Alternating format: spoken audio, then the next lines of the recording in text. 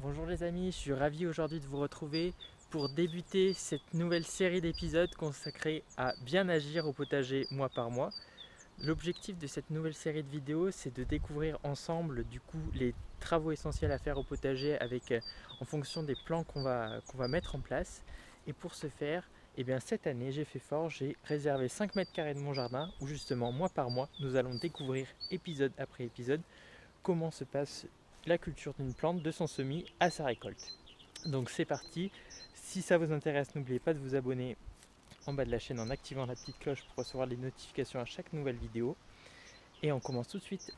Du coup, au programme de cette vidéo, on va voir comment préparer bien son substrat pour préparer la saison au potager. Et l'autre partie va concerner la préparation aussi du calendrier plantation, semis et récolte des légumes qu'on va faire sur cette butte. Allez, c'est parti. Ça y est, nous y sommes devant justement la future parcelle.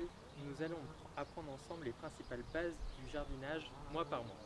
Ce qu'il faut savoir ici, j'ai fait le choix pour préparer mon substrat de partir sur une butte. Alors une butte, qu'est-ce que c'est et pourquoi? Tout d'abord, je suis en présence d'un sol argileux. Donc argileux, vous pouvez faire le test vous-même à la maison à l'aide d'un test à l'anneau. Quelles sont les caractéristiques de ce sol argileux? Tout d'abord, c'est qu'il a comme principal point d'avantage, c'est qu'il retient l'eau et met à disposition des bons nutriments pour les plantes. Donc c'est plutôt un avantage d'avoir un sol argileux plutôt qu'un sol à tendance sableuse qui aura tendance à finalement trop laisser passer l'eau et pas assez la retenir. Mais ça peut être aussi un désavantage en hiver, au printemps, parce que du coup mon sol va être gorgé d'eau et difficile à travailler. Donc dans ce cas de figure, avec un sol argileux, pour préparer au mieux son sol, ce que je préconise, c'est la création d'une butte. Donc c'est ce que je suis en train de faire ici, vous voyez. Donc l'avantage de la butte, ça sera qu'elle nous fournira, déjà, vu qu'elle sera rehaussée par rapport au niveau du sol, il n'y aura pas de stagnation d'eau. Ensuite, elle bénéficiera d'une montée en chaleur un peu plus précocement que les terres qui sont juste à côté, qui n'ont pas de matière organique qui se décompose sur leur niveau inférieur.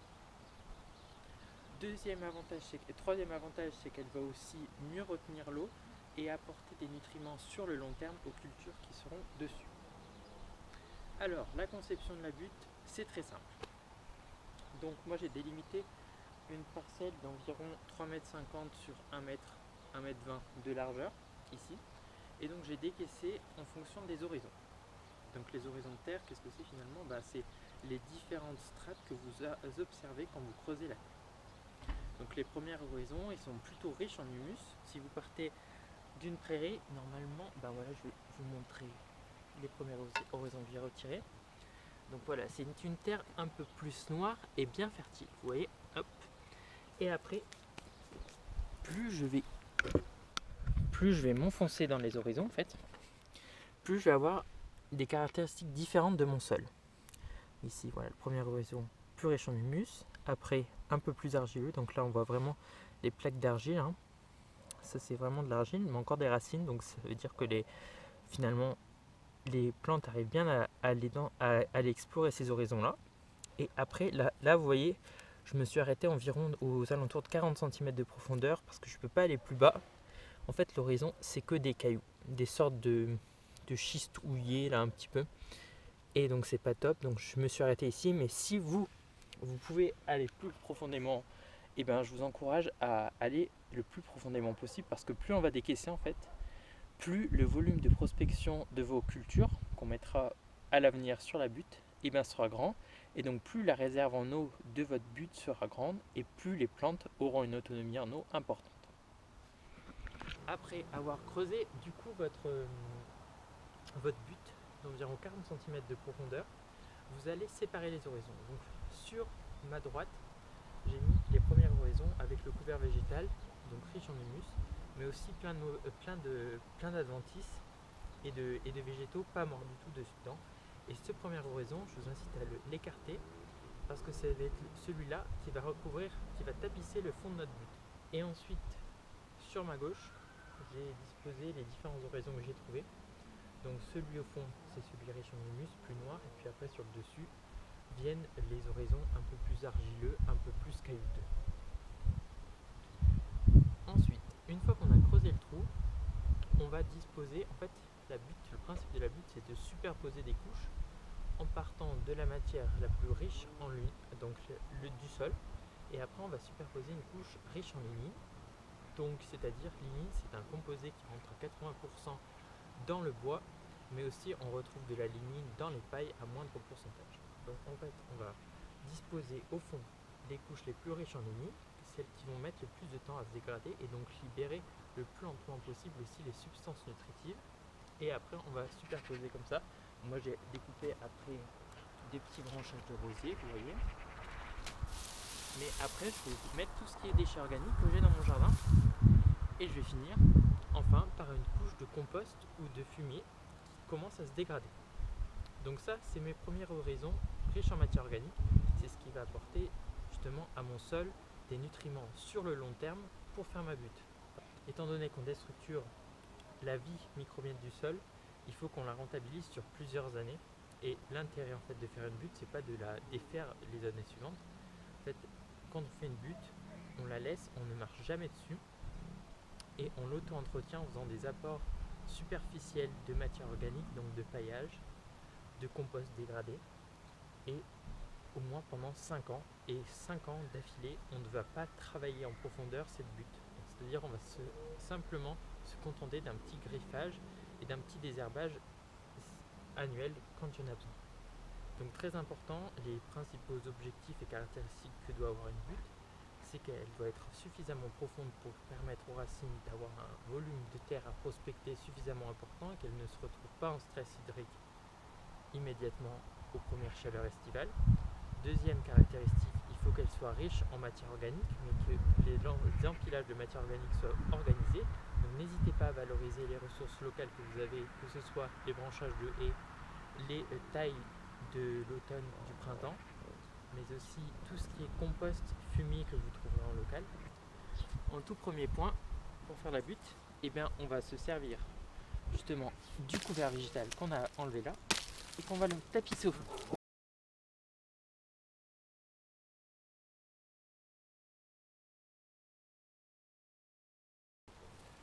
Alors l'intérêt d'une butte, c'est qu'elle va nous servir de grand dépotoir pour tous nos déchets verts qu'on peut accumuler pendant un an quand on a la chance d'avoir un espace vert à entretenir.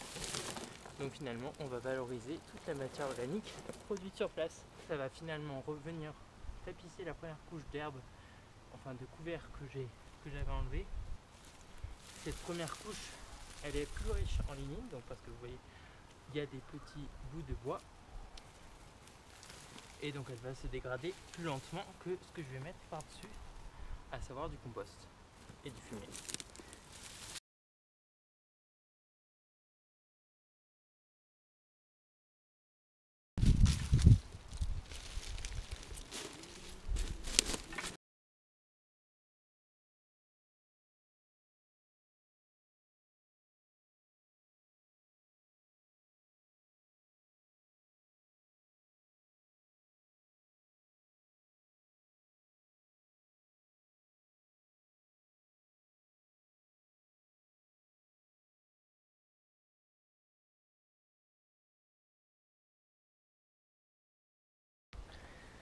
Du coup, ça y est, pour moi, la préparation du substrat est terminée. Donc j'ai fait le choix, comme je vous le rappelle, d'une butte, mais vous pouvez partir aussi tout simplement d'une terre que vous avez préalablement retournée et amendée en matière organique pour pouvoir faire la suite des vidéos avec moi.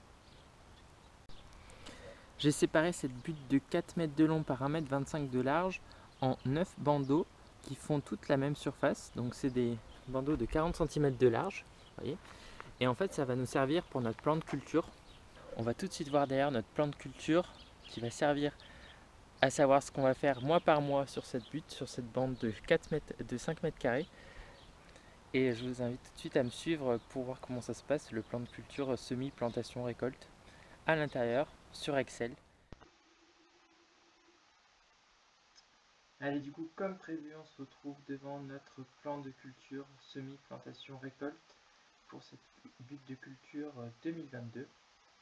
Donc ici, vous voyez, d'abord, nous avons la butte que nous avons faite, que je viens de vous montrer au potager, du coup avec ces 9 bandeaux qui font la même surface, donc que j'ai appelé ABCDEFGHI. Pour rappel, c'est des bandeaux de 40 cm de large. Et donc ces lettres vont nous servir après à savoir quoi mettre, où, quand et comment au potager. Donc ce document de travail, colonne, on a les noms de légumes noms de fruits et légumes qu'on va planter, semer, récolter sur cette butte. Et avec leur emplacement, donc A, B, C, D, qui correspondent aux lettres de bandeaux de culture de notre butte. Avec cela, pour bien comprendre du coup comment ça va se passer, j'ai mis une petite légende en bas. Donc dès que vous voyez une période, donc une case correspond à une semaine sur le mois. Et donc en fonction de la couleur qui est sur cette case, eh bien on va savoir quoi faire, donc sur telle ou telle culture, quoi faire. Donc la légende est là, donc si c'est une couleur enfin beige, ça va être un semis au chaud. Si c'est une couleur vert clair, ici ça va être directement semis en extérieur, sur la butte ou pas, on verra. Ensuite un vert un peu plus soutenu, ici ça voudra dire que sur la butte finalement elle sera occupée par la culture qui est en tête de ligne. Et après s'ajoute à ça 3 petits pictogrammes, donc le pictogramme de semis qui représente finalement un paquet de graines, donc c'est le moment de semer, c'est les actions à faire en fait pour la culture, la transplantation qui peut se faire du coup sur la butte ou dans un godet en intérieur, et la récolte. Alors là sur ces différentes cultures, je vous invite dès à présent, si vous voyez d'autres cultures que vous aimeriez bien aussi apprendre à faire, à me l'indiquer directement en commentaire, parce que c'est relativement encore libre, on n'a pas encore commencé la saison, et je peux très bien remplacer un légume par un autre si vous avez envie. Pour du coup le mois de février est vide, c'est l'objet de cette vidéo, le mois de février, finalement c'était la préparation de la butte, du substrat, pour vous et pour moi, et aussi la planification des itinéraires culturaux des fruits et légumes qu'on va mettre sur dessus. Par contre, le mois de mars, donc qui fera l'objet de la prochaine vidéo, vous voyez que ça commence à pas mal bouger. Donc qu'est-ce qu'on fera dans cette vidéo? Et bien, pour pas trop vous spoiler, du coup, il faudra vous procurer des bulbes d'oignons, des graines de radis, des graines de carottes, des plants de salade, si vous voulez, des graines de tomates, poivrons, des graines de pois aussi, des graines d'épinards. Ce calendrier de semi-plantation récolte sur cette butte va nous servir finalement de support mois par mois. Vous voyez, hop, il se profile jusqu'en octobre avec des successions culturales et toujours les lettres associées au bon emplacement sur la butte.